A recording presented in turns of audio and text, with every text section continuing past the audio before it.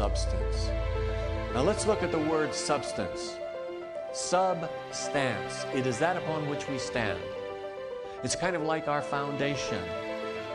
Remember Paul said, faith is the substance of things hoped for, the evidence of things not seen. Kind of a confusing thing. Well, I thought about this a lot, and I think about what Ernest Holmes said about faith. Faith is an inner conviction that is so strong that there is nothing in your mind that denies this. And when you have that kind of faith about whatever it is you seek, whatever it is that you are desiring, then you find that even though it is unseen, you have embodied the idea to the extent that you are now open to it. And remember, you're made in the image and likeness of God. You are one with God. You are one with all that is. You are in God. God is in you. There's an inseparability. So how can you be separated from any of your good?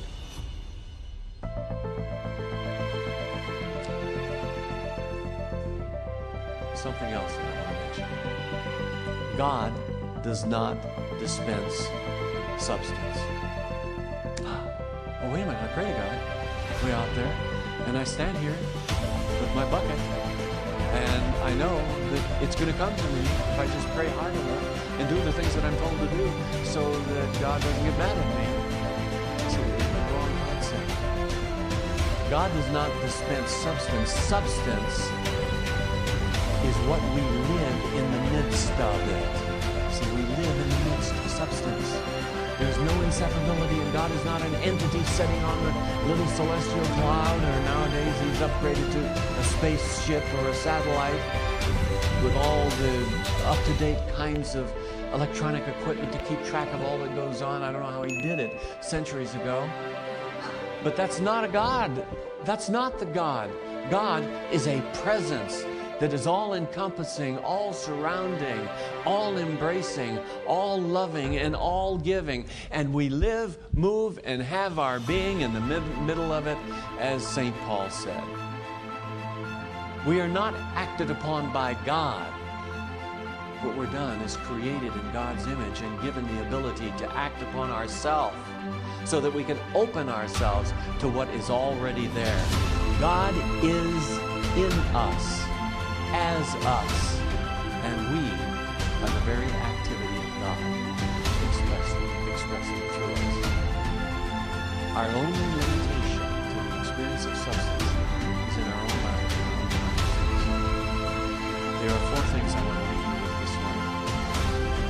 Four things that can help you to move from a consciousness of lack and limitation into one of abundance and prosperity and expansiveness. And they are these, very quickly, and then we'll go back over them a little bit. Number one, disassociate from environments of lack. Number two, when you say you're going to do something, do it. Number three, turn away from appearances. And number four, let go of the sense of false competition. Let's look at that first one, just very briefly again. Disassociate from environments of life. This is a hard thing to do.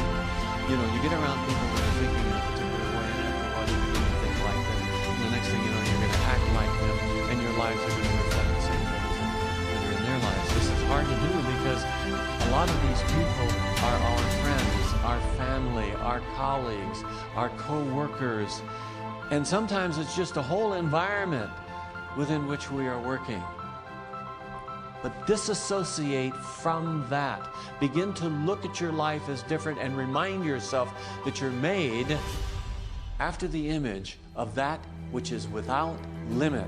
Don't allow yourself to be sucked into that kind of, and really what it is an awful lot of gossip. You say, well, how am I going to do that? Pay attention. That's how you begin that process. The second thing is, when you make a promise, keep it. When you say you're going to do something, do it. When you make a commitment, live up to that commitment. You say, well, what does that have to do with my prosperity?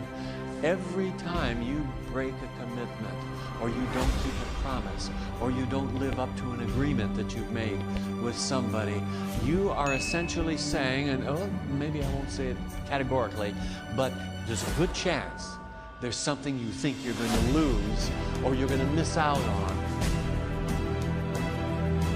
if you don't live up to that commitment. Think about that. When you find you are not going to fulfill a promise, ask yourself, why am I doing this? What am I going to be missing by doing this? It's a very powerful little technique. Paulette's son used to say, or I heard her say one time, some of you know who she is, she's a workshop facilitator, religious scientist.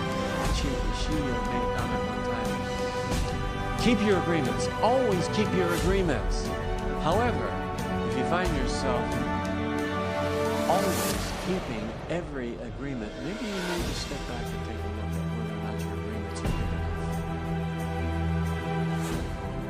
Challenge yourself a little bit. It's real easy to keep your agreements if you always make little ones that you know you can't possibly violate. Okay? So push yourself to do the big thing that's important. The next thing, turn away from appearances. You know, we're told this so much, so often, and it's implied in this whole business of environments, moving away from environments of lack.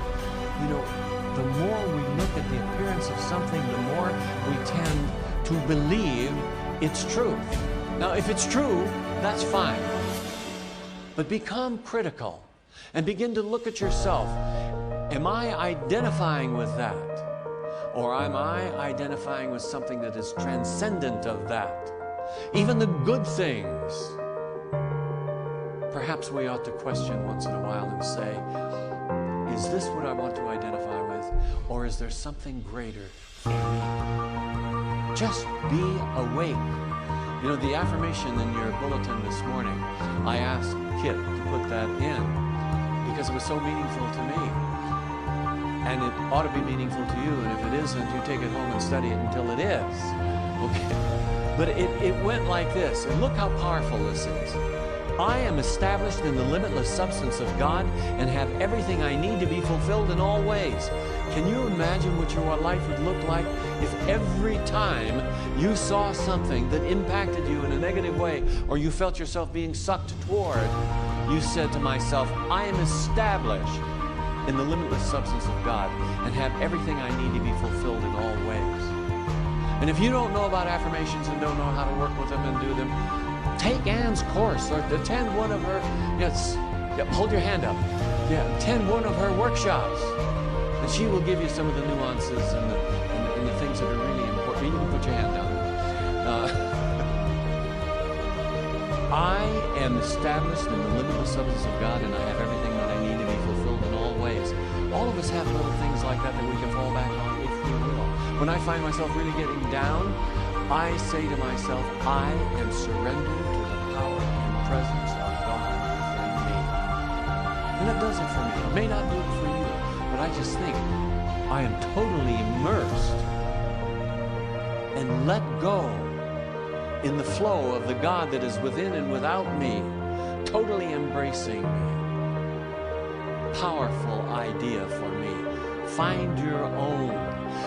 Fourth, let go of a sense of false competition. Now, I'm kind of a competitor. You know, I used to like to play lots of games and play sports and some team sports, but I like one-on-one sport because it gives me a greater sense of winning when I beat somebody. But you see, in a game, I like to win, and there are a lot of people that like to win, but not at the expense of the welfare of somebody else. Don't mind making him feel a little bad because I've done a better job than he has. But this is not because of any undue advantage that I'm going to take of somebody else or want to take of somebody else.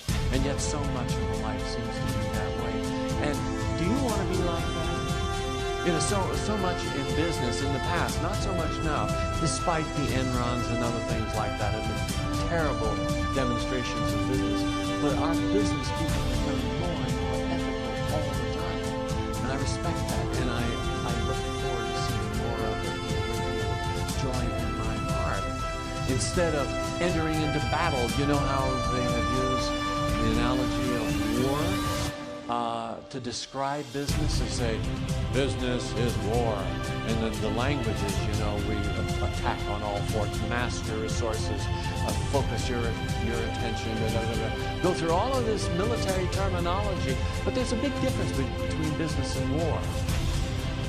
In war, you kill people. In business, you tend to want, at least the ethical people, to be able to take advantage of every opportunity you have to express excellence. And it's not always to make a profit. As a matter of fact, one of my heroes, Peter Drucker, says the purpose of business is not to make a profit, it's to create a customer.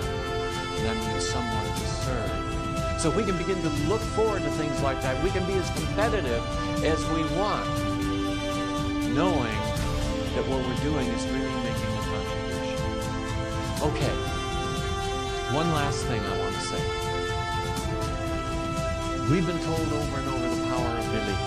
It should be done unto you as you believe. Ralph Waldo Emerson made the comment, your life becomes what you think about all day long. That's because it shifts your belief. In the scriptures, we're also told that we need to ask before we receive. That is, how can you receive from the universe until and unless in some way you formulate your request? And I looked up the word ask in a lexicon of the New Testament. And I was really surprised to find out that one of the definitions, one of the prime definitions of the word ask is claim. How many of us really claim our How many of us really claim the very essence of who we are? How many of us think of ourselves as made in the image and likeness of that which made it all, having everything we need right now to be able to fulfill ourselves according to the design of our own being? Claim it, folks. Claiming is creating a condition of expectancy in your consciousness. Make the claim. Do these four things. Disassociate from lack. When you say you're going to do something, do it. Turn away from the appearances and let go of that false hope. Let's have a short break.